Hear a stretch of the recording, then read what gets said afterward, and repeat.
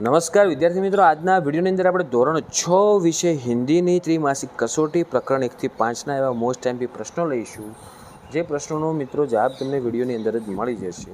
આ એવા પ્રશ્નો લીધા છે જે તમારા 1 થી 5 પ્રકરણમાં આવતા મોસ્ટ એમપી પ્રશ્નો છે। તો ખાસ મિત્રો વિડીયોને અંત સુધી જુઓ, બીજા મિત્રોને શેર કરો અને આવા ઉપયોગી વિડીયો માટે આપણી ચેનલને સબસ્ક્રાઈબ કરજો। પહેલા વિકલ્પ છે, જેમાં પહેલો વિકલ્પ આપેલો છે કે शिकारी ने हिरनी का शिकार क्यों नहीं किया। तो साचो जवाब था मित्रों सी, क्योंकि हिरनी ने एक शावक को जन्म दिया था और वह घायल भी थी, जिससे उसे दया आ गई। પછી બીજો પ્રશ્ન, एक जगत एक लोक कविता में एक रक्त से कवि क्या तात्पर्य है। कवि का क्या तात्पर्य है? એટલે એમ કહેવા માગે છે કવિ કે ઓપ્શન એ જવાબ આવે કે सबका खून लाल रंग का है, इसलिए हम सब समान ही है। ओके।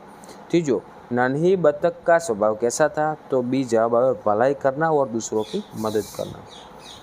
चौथों है, बिच्छू जब दलदल में फंस गया तो उसने क्या किया। तो एम सी जवाब आवे कि उसने नन्ही से अपनी जान बचाने के लिए प्रार्थना की। पांचमों, हिंदी में 79 है, यानी शब्दों में शू लखाय। तो एने मित्रों कहवाय 79। ओके, गिनती तमारे तैयार करवानी, गिनती पूछाशे। तो पांचमा जवाब आवशे बी 79। छठों, धरती को महकाए कविताओं में अंधकार दूर करने का काम कौन करता है। तो बी जवाब आवशे सूरज। सातवों, शिकारी ने घायल हिरनी को अस्पताल ले जाकर क्या साबित किया।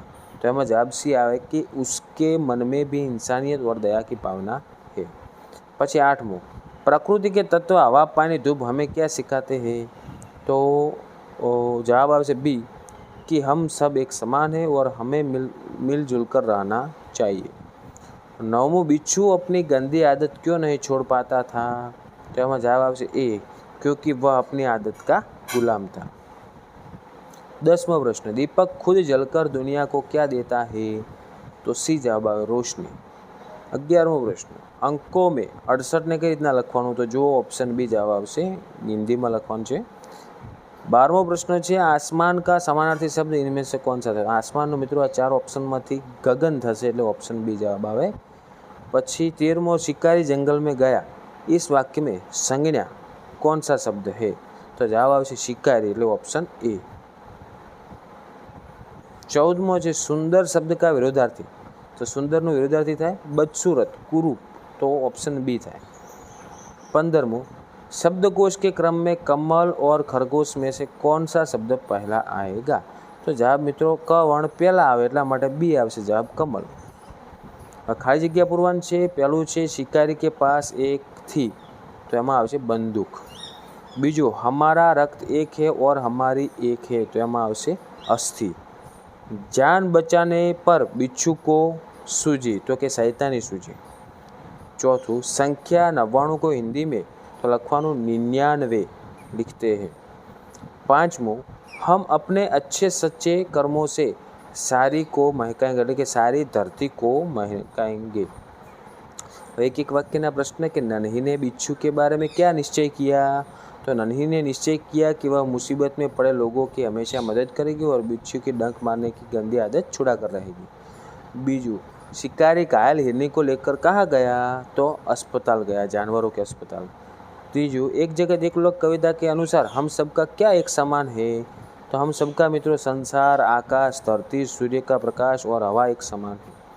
चौथुं, हिंदी में 75 को अंकों में लखवान से। तो जो लखेल से मित्रों समझी लेजो ए प्रमाणे। 5मो, नन्ही की माँ के अनुसार बिच्छू किस चीज़ का गुलाम थी। तो बिच्छू अपनी डंक मारने की बुरी आदत का गुलाम थी। व्याकरण विभाग आयो समानार्थी शब्द आपवाना कि जगत तो थशे संसार, दुनिया। पछी प्रकाश तो थशे उजाला अने रोशनी। पछी नीचे आपेला शब्दों विरोधार्थी शब्द लखो, जेम कि जीवन। तो एनु विरोधार्थी थाय मित्रों मृत्यु। बीजू छे भलाई। तो एनु थशे बुराई। पछी जुओ, संज्ञा शोधीने लखवानी छे कि नन्ही ने बिच्छू की जान बचाई। तो आमां मित्रों संज्ञा आवशे नन्ही अने बिच्छू अने जान। ओके, आ संज्ञा शब्द 3 थया। चौथुं जे हवे आमां आपणे 2-3 वाक्यमां जवाब आपवाना मोटा प्रश्नो छे थोड़ाक। तो एमां पहलो प्रश्न आपेलो छे कि शिकारी को हिरनी पर दया क्यों आ गई। तो शिकारी हिरनी के करीब गया तो उसने देखा हिरनी के पैर में गोली लगी थी, खून बह रहा था हिरनी ने एक छोटे बच्चे को जन्म दिया था। हिरनी की आंखों से आंसू आ रहे थे। यह दृश्य देखकर शिकारी का हृदय परिवर्तन हो गया और दया आ गई। बीजू, नन्ही ने बिच्छू को दूसरी बार क्यों बचाया और उसे क्या समझाया? तो इसलिए बचाया क्योंकि भलाई करना नन्ही का स्वभाव था।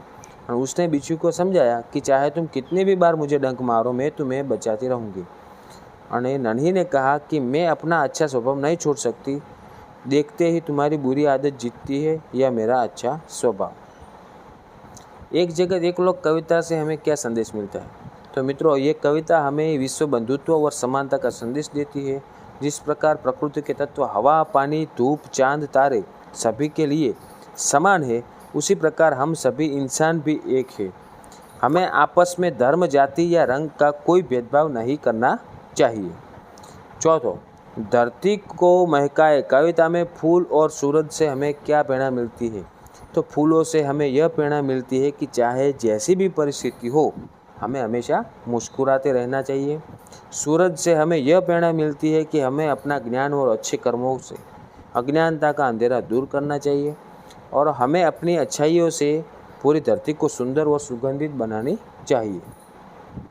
मोटा प्रश्न निबंध प्रकारना, જેમાં પહેલું આપેલ છે મુહાવરાનો અર્થ લખીને વાક્યમાં પ્રયોગ કરો। તો પહેલું છે અનસુની કરના, તો કે ધ્યાન ન દેना या बात न मानना। तो वाक्य बनाવાનું कि रमेश ने अपने शिक्षक की सलाह को अनसुनी कर दिया, इसलिए वह परीक्षा में फेल हो गया। बीजू मित्रों आपेल છે कहानी कि आदत का गुलाम होना। तो बुरी आदत को न छोड़ पाना। तो बिच्छू ने अपने डंक मारने की आदत का गुलाम था, इसलिए उसने जान बचाने वाली नन्ही को भी डंक मार दिया था। પછી આગળ જુઓ, 5-7 વાક્યો પર નિબંધ લખવાનું છે, જેમાં પહેલું છે પરોપકાર કા મહત્વ, મતલબ કે પરોપકારનું મહત્વ શું છે? તો એનો આખો જવાબ મિત્રો આ સ્ક્રીનશોટ લઈ લો। ઓકે, જેમ કે તમે લખી શકો કે परोपकारનું महत्व मित्रों दूसरों की भलाई करना या बिना किसी स्वार्थ के दूसरों की मदद करना है। समाज में शांति और खुशी बनाए रखने के लिए परोपकार सबसे बड़ा धर्म है। आ रीतનું તમે સારા એવા 5-7 વાક્યો વિષયનો નિબંધ લખી શકો છો। તો મિત્રો આ થઈ ગયું આપણે ધોરણ 6 વિષય હિન્દીની મોસ્ટ ટાઈમ ત્રિમાસિક કસોટીની PDF। તો આશા રાખું છું મિત્રો કે વિડીયો તમને એકદમ ઉપયોગી બન્યો હશે। તો વિડીયોને લાઇક કરતા જજો, બીજા મિત્રોને શેર કરજો અને આવા ઉપયોગી વિડીયો માટે આપણી ચેનલને સબસ્ક્રાઈબ કરી દેજો। હવે મળીશું મિત્રો આપણે નેક્સ્ટ વિડીયોમાં। Thank you so much for watching my videos. Thank you so much.